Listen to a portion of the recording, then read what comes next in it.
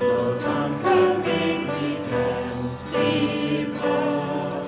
No tongue can make me hence depart.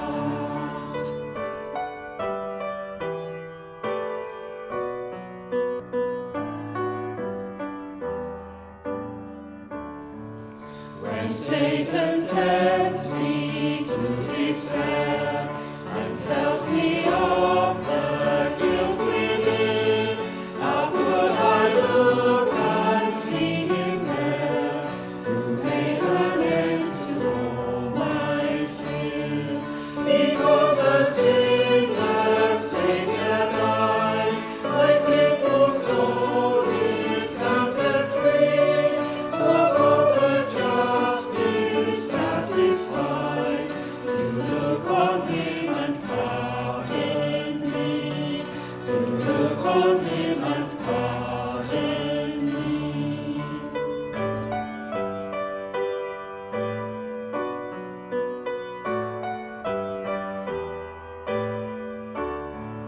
Behold him there, the risen Lamb, my perfect spotless righteousness, the great unchangeable I am, the King of glory and of praise.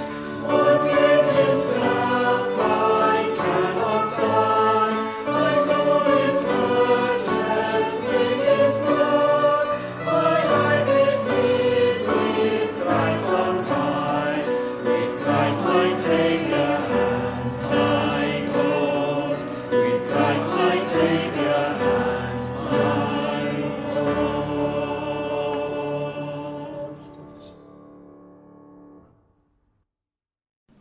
David on the run. The story so far. David, the youngest of his family and a shepherd boy, has been anointed by the prophet Samuel as the next king of Israel.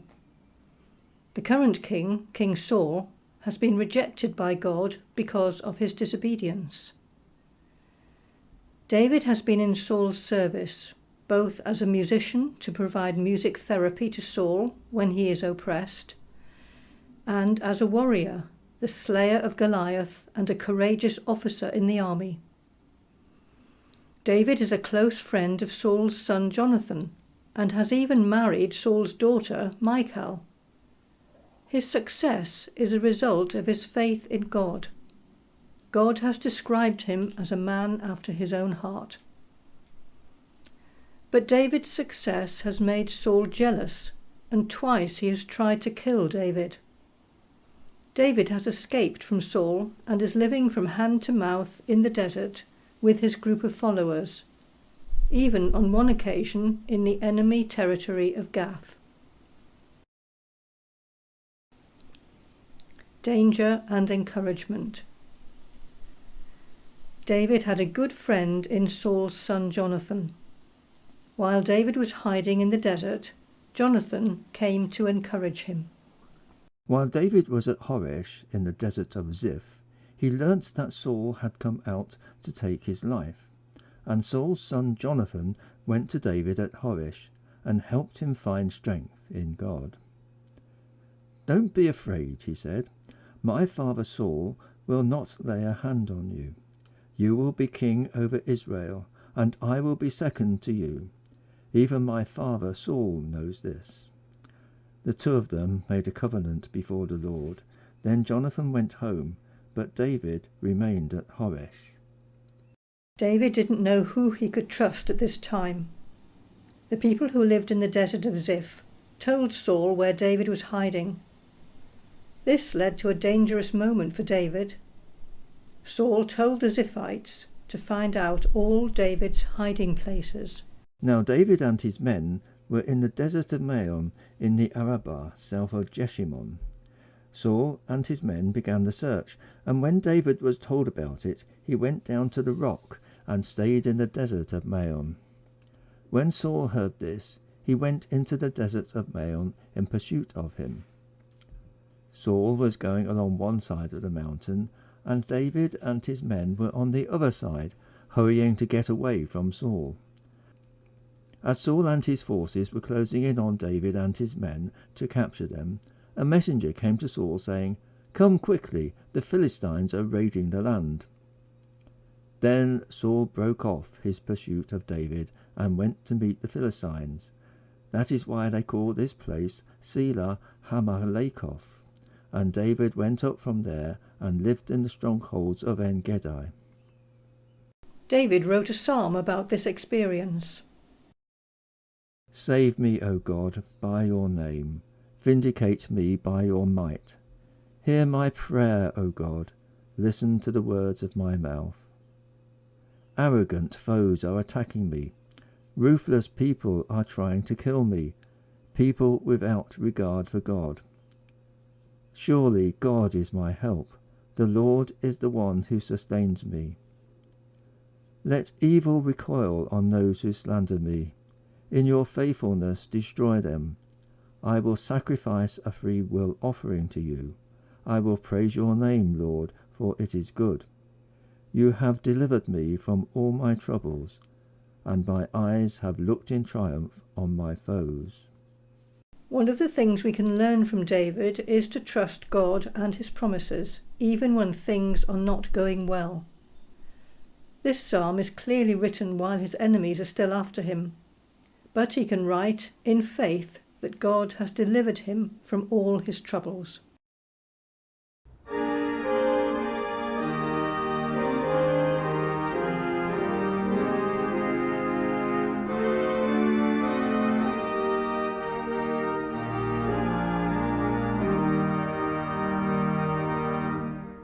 Great is thy faithfulness.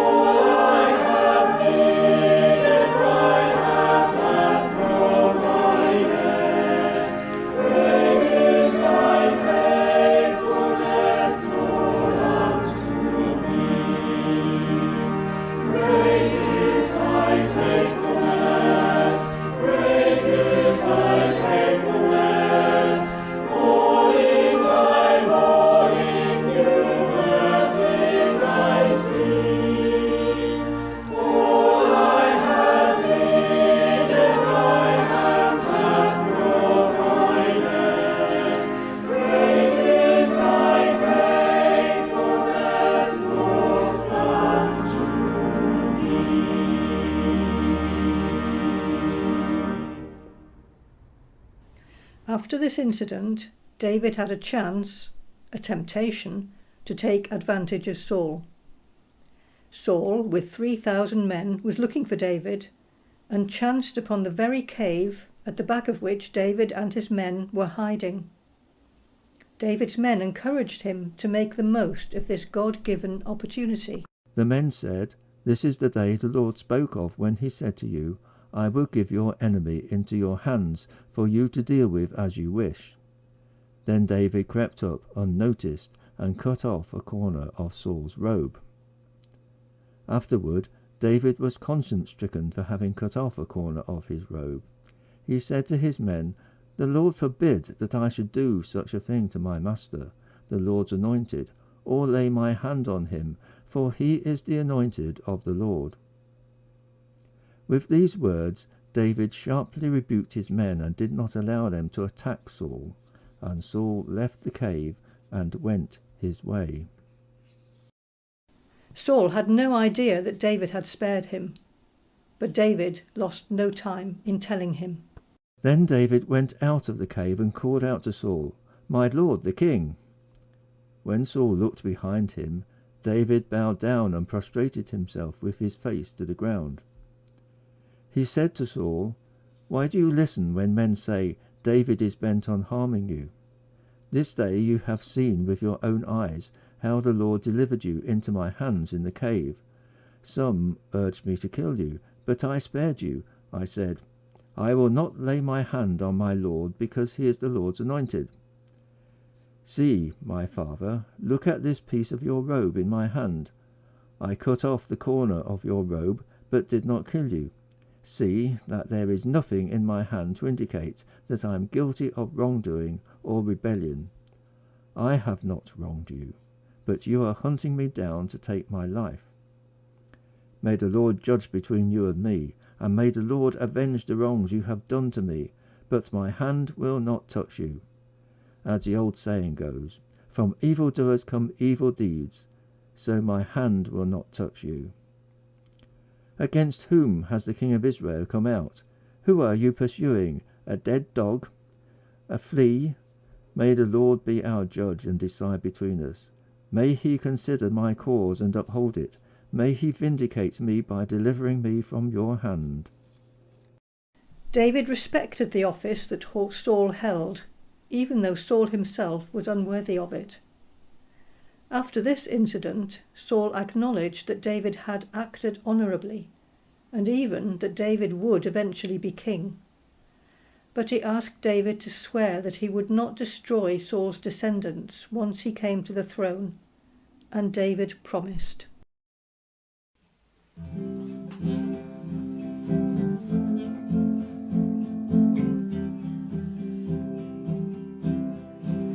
What gift of grace is Jesus my Redeemer? There is no more for heaven now to give.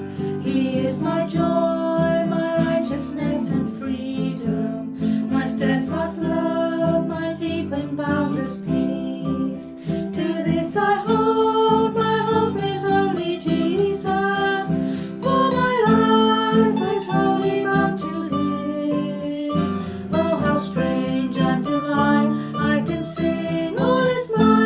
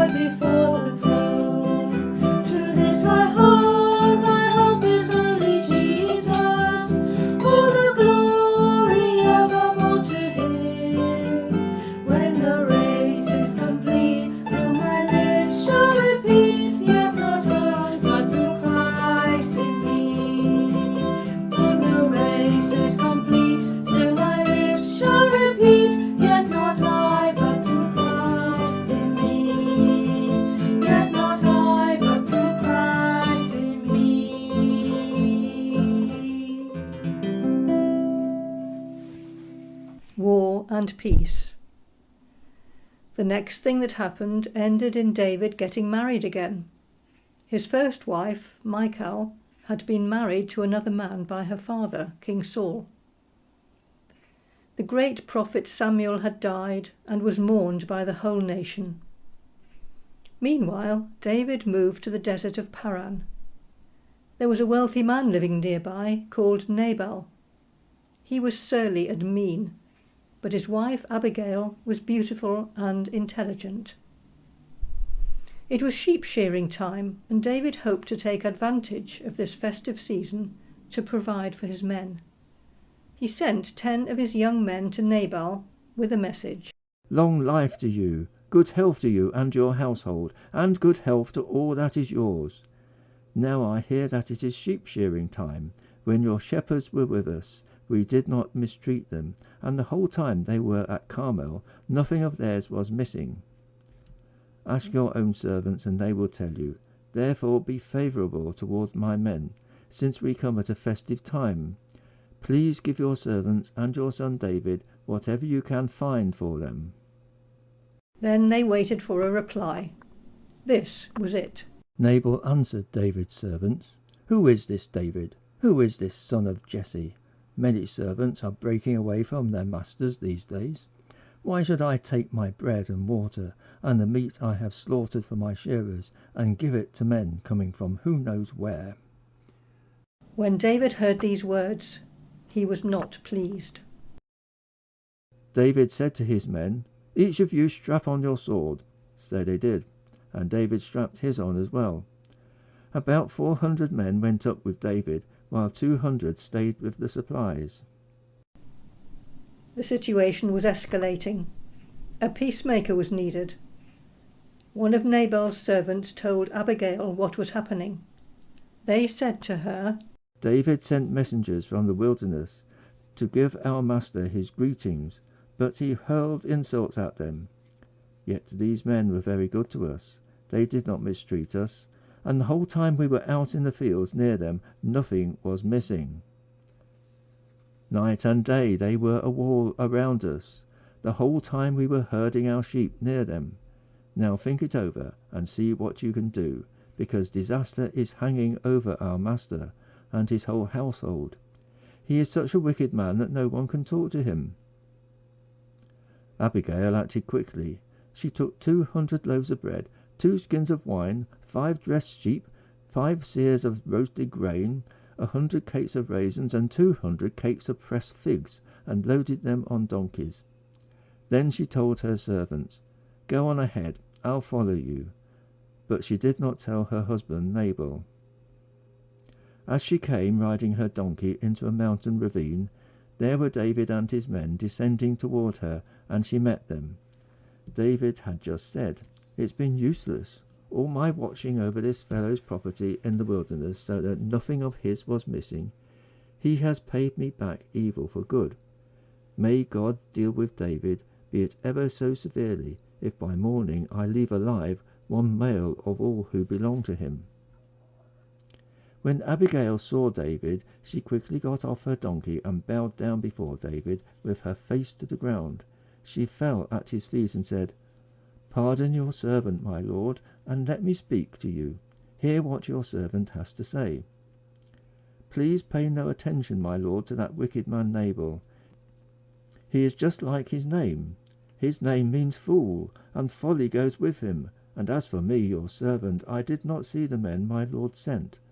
And now, my lord, as surely as the Lord your God lives, and as you live, since the Lord has kept you from bloodshed, and from avenging yourself with your own hands, may your enemies and all who are intent on harming my lord be like Nabal, and let this gift which your servant has brought to my lord be given to the men who follow you. Please forgive your servant's presumption. The Lord your God will certainly make a lasting dynasty for my lord, because you fight the Lord's battles, and no wrongdoing will be found in you as long as you live. Even though someone is pursuing you to take your life, the life of my Lord will be bound securely in the bundle of the living by the Lord your God, but the lives of your enemies he will hurl away as from the pocket of a sling. When the Lord has fulfilled for my Lord every good thing he promised concerning him, and has appointed him ruler over Israel, my Lord will not have on his conscience the staggering burden of needless bloodshed, or of having avenged himself. And when the Lord your God has brought my Lord success, remember your servant. Abigail's quick action and reconciling words won over David. He praised God for her intervention, accepted her gifts, and sent her home in peace. The next day she told her husband what had happened. When he learned of the narrow escape he had had, his heart failed him, and he died. When David heard of this, he praised God again for keeping him from doing serious wrong, and for bringing retribution on Nabal for his wrongdoing. And he asked Abigail to be his wife, and she consented.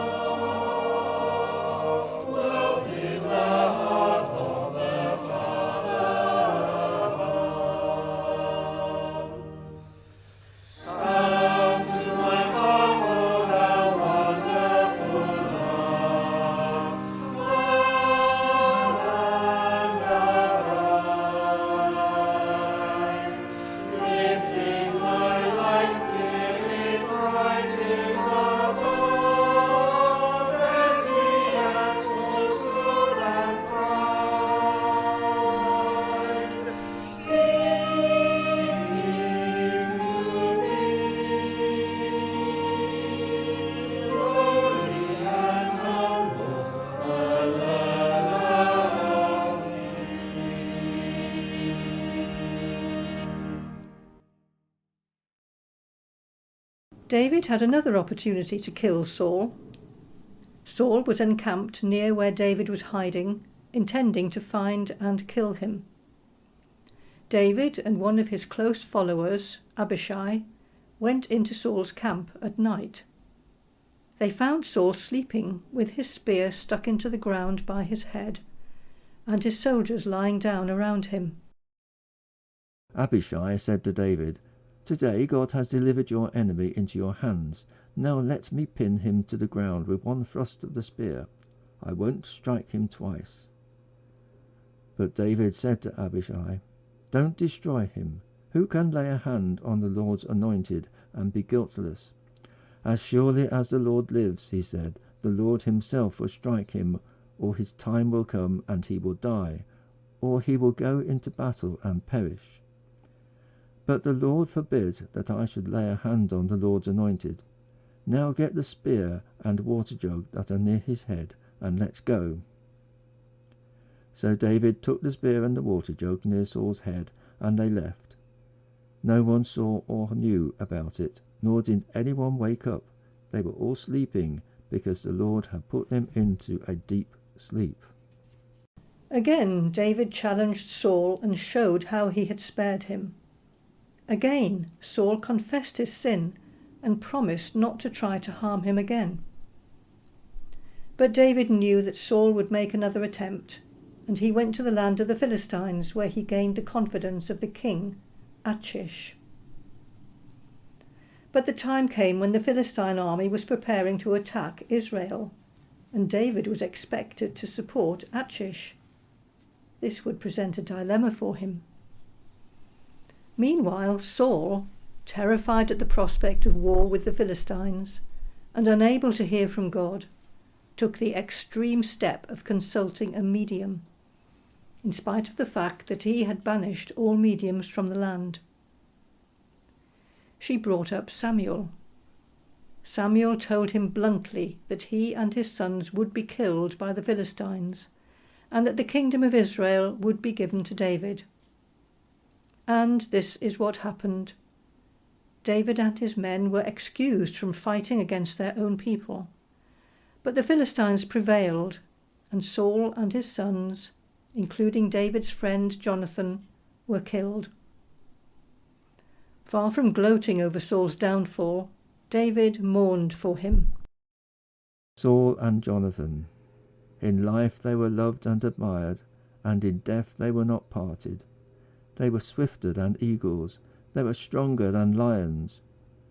Daughters of Israel, weep for Saul, who clothed you in scarlet and finery, who adorned your garments with ornaments of gold. How the mighty have fallen in battle! Jonathan lies slain on your heights. I grieve for you, Jonathan, my brother. You were very dear to me. Your love for me was wonderful, more wonderful than that of women. How the mighty have fallen! The weapons of war have perished. A man after God's own heart, David was merciful to his enemy, gracious in victory, faithful in seeking God's will, tenacious in holding on to God's promises. There was still work to do before he would be crowned king, but his trust in God held firm throughout all his tribulations.